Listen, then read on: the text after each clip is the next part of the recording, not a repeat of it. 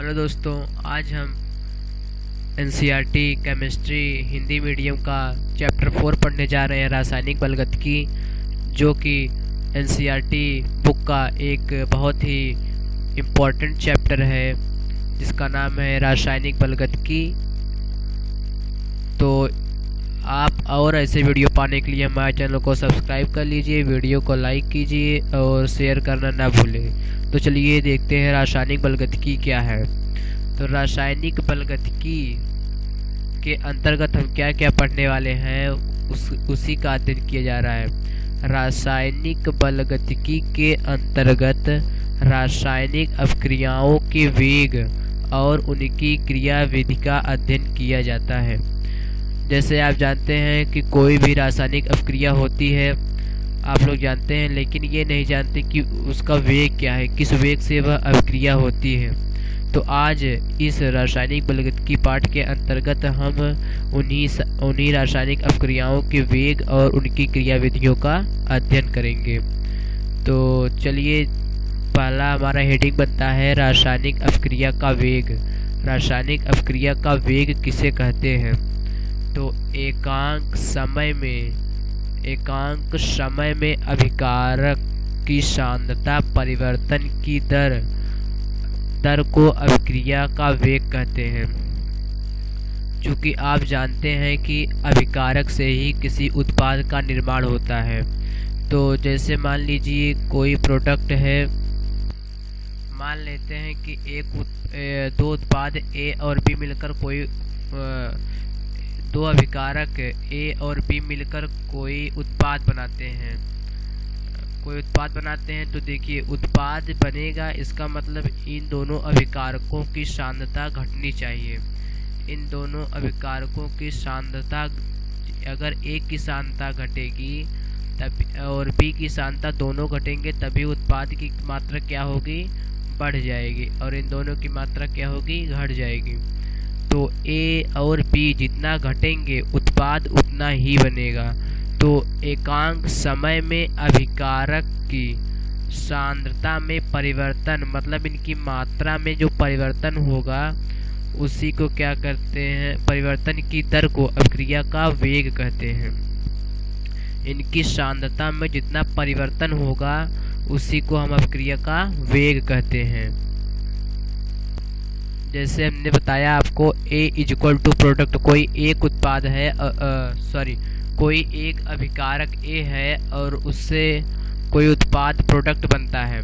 माना प्रारंभ में अभिकारक A, ये अभिकारक है, अभिकारक A की सांद्रता स्मॉल a है, तथा t समय बाद, माने कुछ समय बाद, जो कुछ समय माने हैं वो t है, t समय बाद सांद्रता घटकर a माइनस x हो जाती है। मतलब इसकी जो पहले सांद्रता थी उसमें से कुछ घट जाता है, तब अभिक्रिया का वेग dx/dt होगी।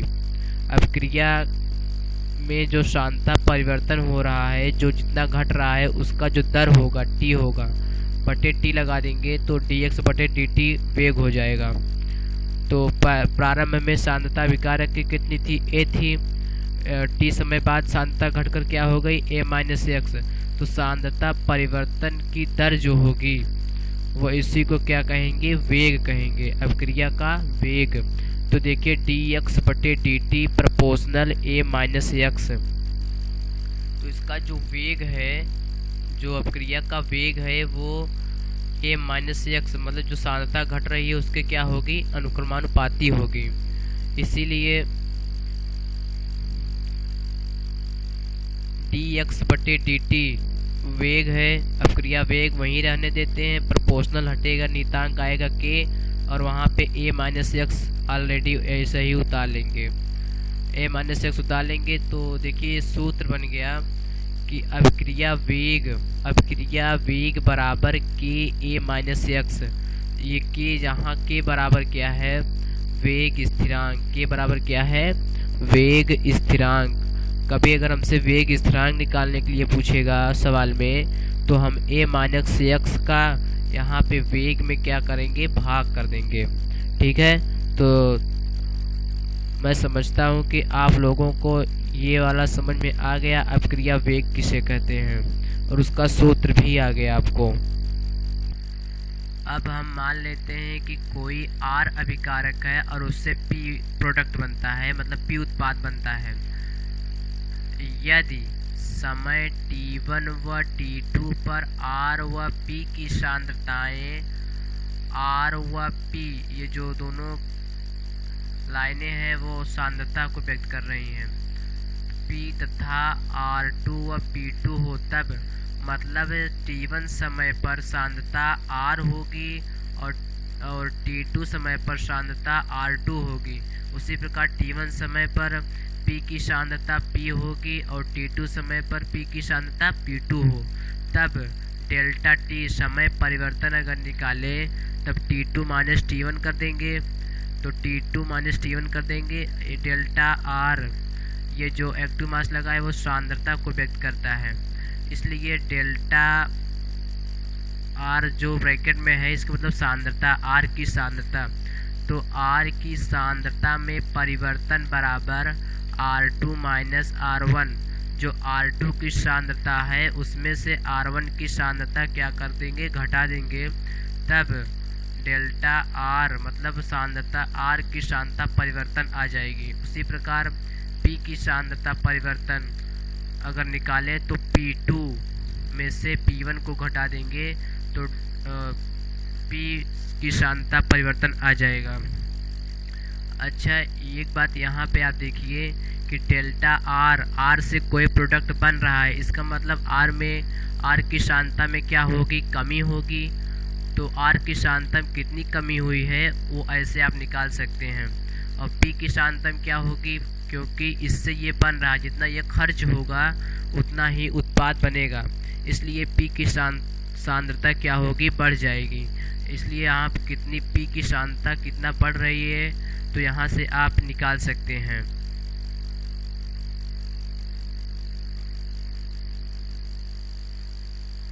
R की सांद्रता में कमी होने की दर, मैंने बताया था R की सांद्रता घटेगी तभी P की सांद्रता बढ़ेगी।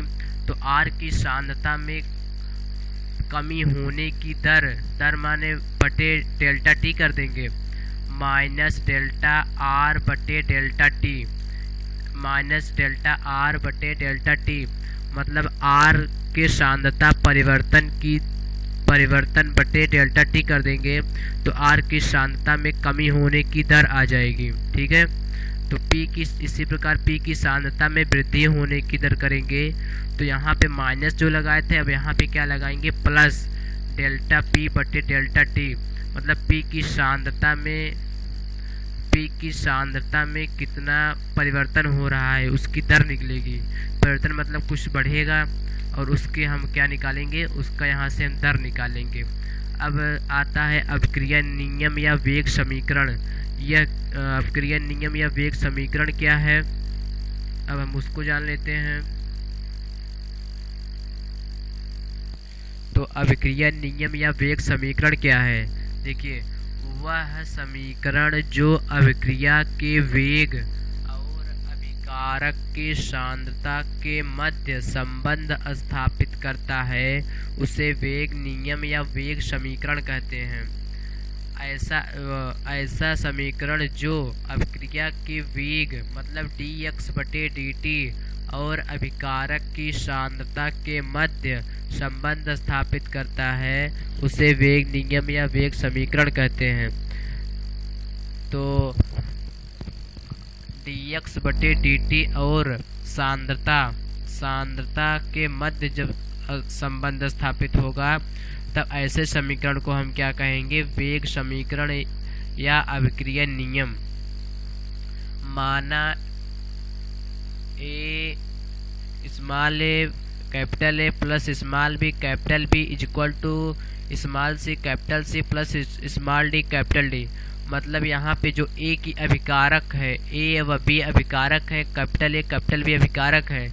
कैपिटल ए की सांद्रता स्मॉल ए है, कैपिटल बी की सांद्रता स्मॉल बी है, और इससे जो प्रोडक्ट बनते हैं वो कैपिटल सी की जो सांद्रता है स्मॉल सी है, कैपिटल डी की जो सांद्रता है स्मॉल डी है।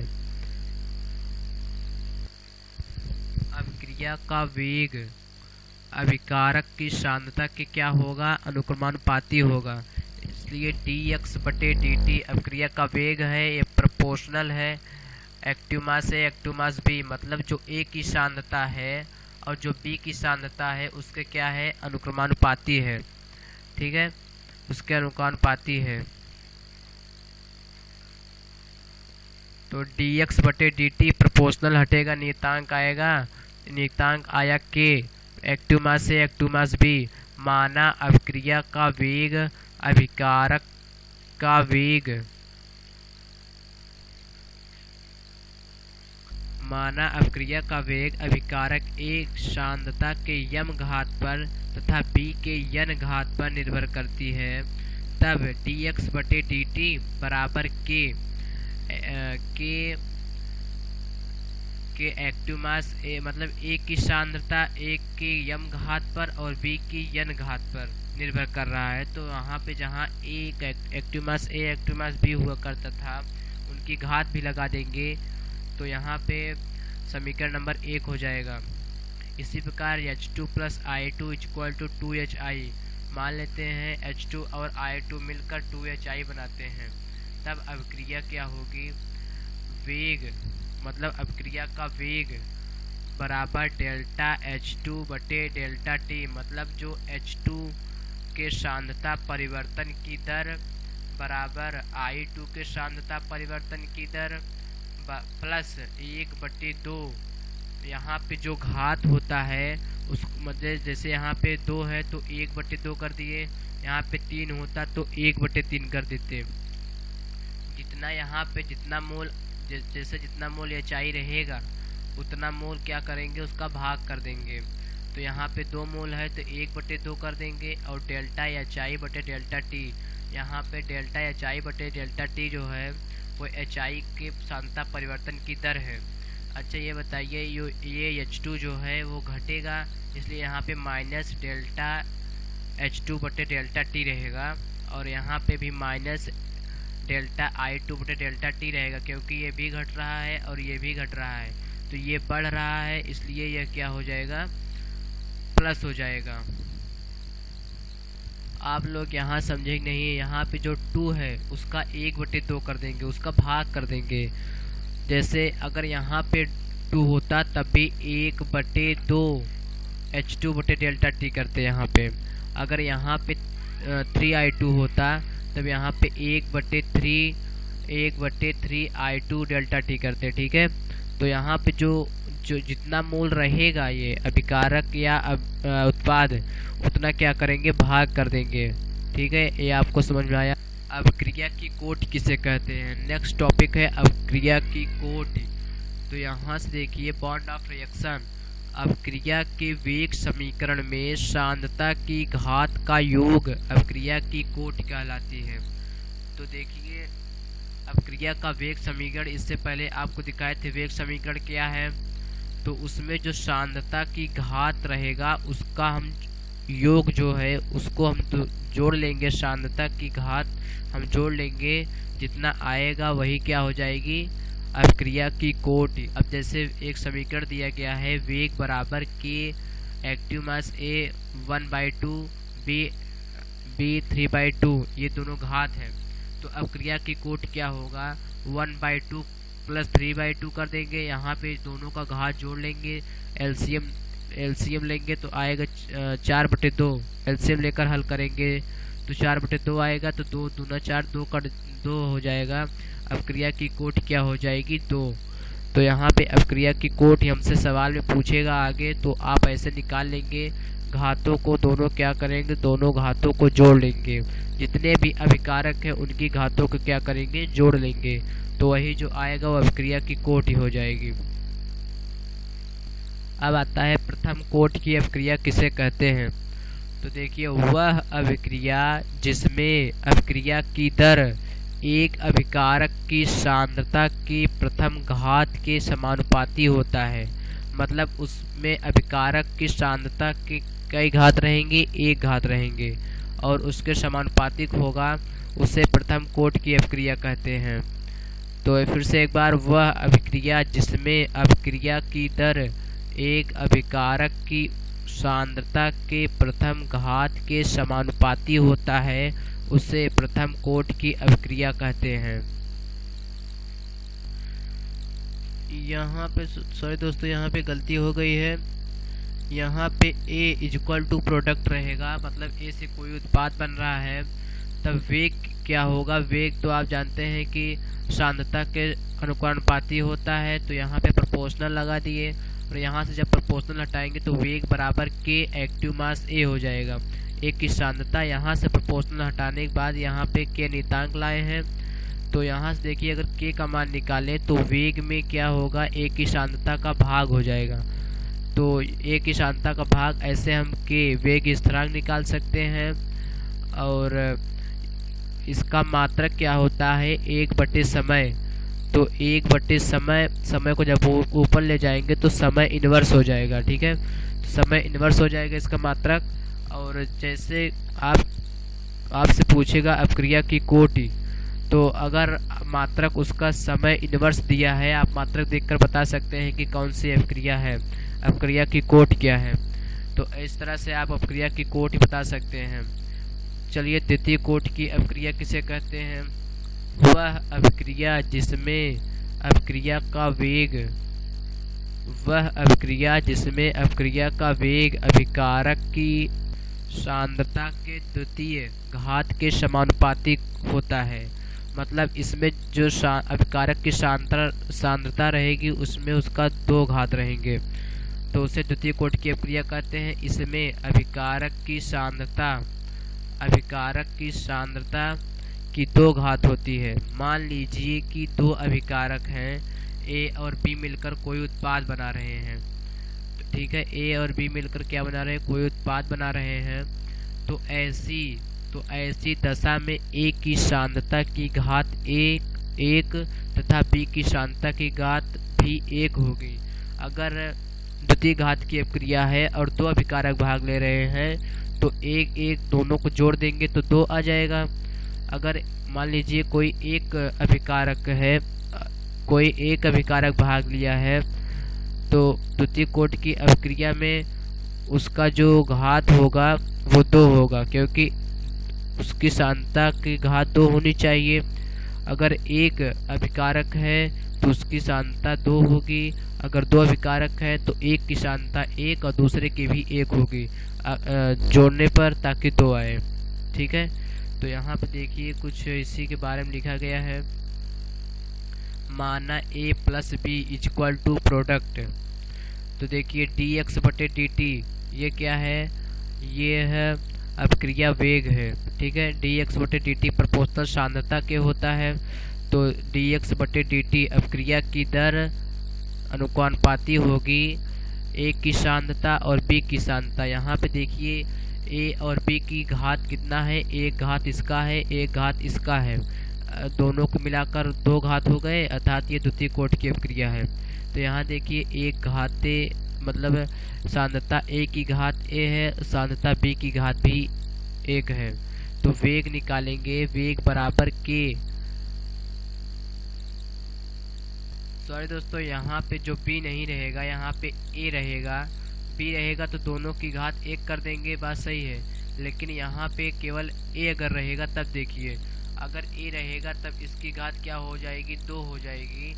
और यहाँ पे जो प्रोपोर्शनल हटेगा बराबर नियतांक K आ जाएगा। वैसे इसको भी कर सकते हैं, लेकिन ये अगर देखिए, अगर यहाँ से 1 घाते 1 और B घाते 1 करेंगे तो यहाँ पे इसका भाग कर देंगे, जिस प्रकार से A का किए हैं। तो अगर A भी रहेंगे तो दोनों का घात 1 होगा। अगर केवल यहाँ पे A रहता तब उसकी घात कितना होती? 2 होती। तो वेग बराबर K A घाते 2। अगर हम यहाँ से K निकालेंगे तो वेग में इसका क्या हो जाएगा? भाग हो जाएगा। ठीक है, यहाँ से इसका भाग हो जाएगा। और इसका मात्रक क्या होता है? लीटर/मोल इंटू सेकेंड। इसका मात्रक होता है लीटर/मोल इंटू सेकेंड। अगर आपको कहीं यह भी दिया है litre mole inverse second inverse, तब आप समझ जाएंगे कि ये द्वितीय कोटि की अपक्रिया है। क्योंकि अगर मोल और सेकंड बटे में है, इसको अगर हम ऊपर ले जाएंगे तो यहाँ पे दोनों में इन्वर्स लग जाएगा। अब देखते हैं तृतीय कोटि की अपक्रिया किसे कहते हैं। तो वह अभिक्रिया जिसमें अभिक्रिया की दर एक अभिकारक की सांद्रता के तृतीय घात के समानुपाती हो। मतलब इसमें जो अभिकारक रहेगा उसके कितने घात रहेंगे? 3 घात रहेंगे। तो देखिए कैसे 3 घात हो सकते हैं। जब एक अभिकारक हो तब उसकी सांद्रता की घात कितनी होगी? 3 होगी। क्योंकि यहाँ पे एक अभिकारक है तो उसकी सांद्रता की घात कितनी होगी? 3 होगी। यहाँ पे मेरे चैनल का नाम है NCERT क्लासेस। जब 2 अभिकारक हो तब उसकी सांद्रता की घात कितनी होगी? एक के जैसे मान लीजिए 2 अभिकारक हैं A और B, तो A की सांद्रता कितनी होगी? 2 होगी और B की सांद्रता कितनी होगी? 1 होगी। अथवा A की सांद्रता 1 और B की सांद्रता 2 हो सकती है। जोड़ने पर 3 आए बस, चाहे A की 2 घात हो चाहे B की 2 घात हो। तो चलिए यहाँ से जब 3 अभिकारक हो तो प्रत्येक की सांद्रता की घात 1 होगी। ये मोस्ट इम्पॉर्टेंट है। प्रथम कोटि की अपक्रिया का समीकरण बताइए। आपको बोर्ड एग्जाम में पूछ लेगा कि प्रथम कोटि की अपक्रिया का समीकरण बताइए। तो आप यहाँ से याद करिए k बराबर 2.303 बटे टी log a बटे a माइनस एक्स। तो जहाँ ये a है वो क्या है? प्रारंभिक सांद्रता है, जब प्रारंभ में सांद्रता होती थी तब। और ये a माइनस एक्स क्या है? t समय बाद सांद्रता है। तो NCERT बुक में यहाँ पे r0 दिया है और यहाँ पे r दिया है। तो चलिए ये समीकरण आपको याद कर लेना है। k बराबर 2.303 बटे टी log a बटे a माइनस एक्स। ये प्रथम कोटि की अपक्रिया का क्या है? समीकरण है। अब आइए अर्ध आयु। अर्ध आयु किसे कहते हैं? जितने समय में अभिकारक की सांद्रता आधी रह जाती है उसे अर्ध आयु कहते हैं। जितने समय में अभिकारक की सांद्रता आधी रह जाती है उसे अर्ध आयु कहते हैं। जैसे कोई प्रोडक्ट है कोई अभिकारक है तो उससे क्या बनेगा? कोई उत्पाद बनेगा। तो उसकी सांद्रता घटेगी अभिकारक की और उत्पाद की सांद्रता बढ़ेगी। जैसे A plus B equal to product होता था, तो A और B की सांद्रता जितना ही घटेगी उतना ही प्रोडक्ट हमारा बनेगा। तो इस प्रकार से देखिए, जब ऐसी स्थिति में जब A व B जैसे हैं और जैसे A 6 ग्राम है और B भी 6 ग्राम है, तब जब उनकी सांद्रता 3 ग्राम रह जाए, मतलब अभिकारक की सांद्रता आधी रह जाए, तो उसे क्या कहेंगे? अर्ध आयु कहेंगे। इसे T1/2 से प्रदर्शित करते हैं। तो देखिए सूत्र है k बराबर 0.693 T1/2। ये अर्ध आयु तथा वेग स्थिरांक में संबंध है। k बराबर वेग स्थिरांक और T1/2 अर्ध आयु। तो अर्ध आयु और वेग स्थिरांक में संबंध का सूत्र है k बराबर 0.693 बटे T1/2। या T1/2 का अगर हम मान निकालेंगे तो यहाँ से k का क्या हो जाएगा? यहाँ पे भाग हो जाएगा। औसत वेग किसे कहते हैं? नेक्स्ट टॉपिक है औसत वेग। वेग स्थिरांक मतलब k प्रतिलोम को यानी व्युत्क्रम को औसत वेग कहते हैं।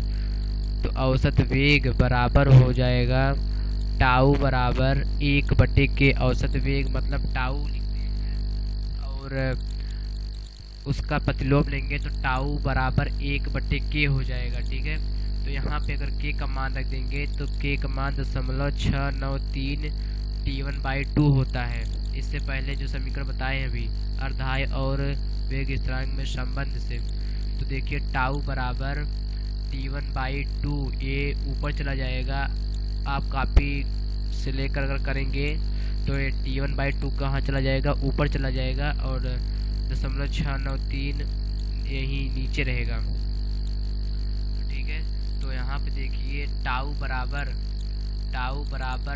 यहाँ पे अगर हम यहाँ पे 1 मान लेते हैं, 1 बटे यहाँ पे 0.693 है, तो 0.693 को जब 1 में भाग देंगे तो 1.44 और T1/2 वहीं पर रहेगा।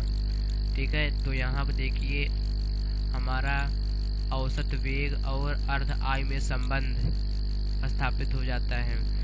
सवाल में अगर पूछेगा तो हम यहाँ से लगा सकते हैं। अब वेग तथा अर्ध आयु में संबंध। वेग तथा अर्ध आयु में संबंध, यहाँ देखिए k बराबर 0.693 T1/2। ये वेग और अर्ध आयु में संबंध है। यहाँ यह वेग स्थिरांक यहाँ पे वेग स्थिरांक रहेगा। वेग स्थिरांक और अर्ध आयु में संबंध k बराबर 0.693 T1/2। यहाँ से आपको एनसीईआरटी के विशेष जो रासायनिक बलगतिकी है आपको बता दिया गया है। इसका न्यूमेरिकल आपको हमारे अगले वीडियो में मिल जाएगा। यहाँ से देखिए हमने लिखा है, इसका अभ्यास हल आपको हमारे चैनल पर मिल जाएगा। ऐसे और वीडियो पाने के लिए हमारे चैनल को सब्सक्राइब कर लें, वीडियो को लाइक करें और शेयर करें। तो हमारे वीडियो को लाइक शेयर कीजिए, हमारे चैनल को सब्सक्राइब कर लीजिए। इसका जो अभ्यास हल है आपको हमारे चैनल पर मिल जाएगा दोस्तों। तो चलिए दोस्तों, इसी के साथ धन्यवाद। आपको 26 या 27 मिनट में आपका ये रासायनिक बलगतिकी का लेसन क्या हुआ समाप्त हुआ। इसका न्यूमेरिकल आप देख लीजिएगा हमारे चैनल में से। थैंक यू दोस्तों, थैंक यू।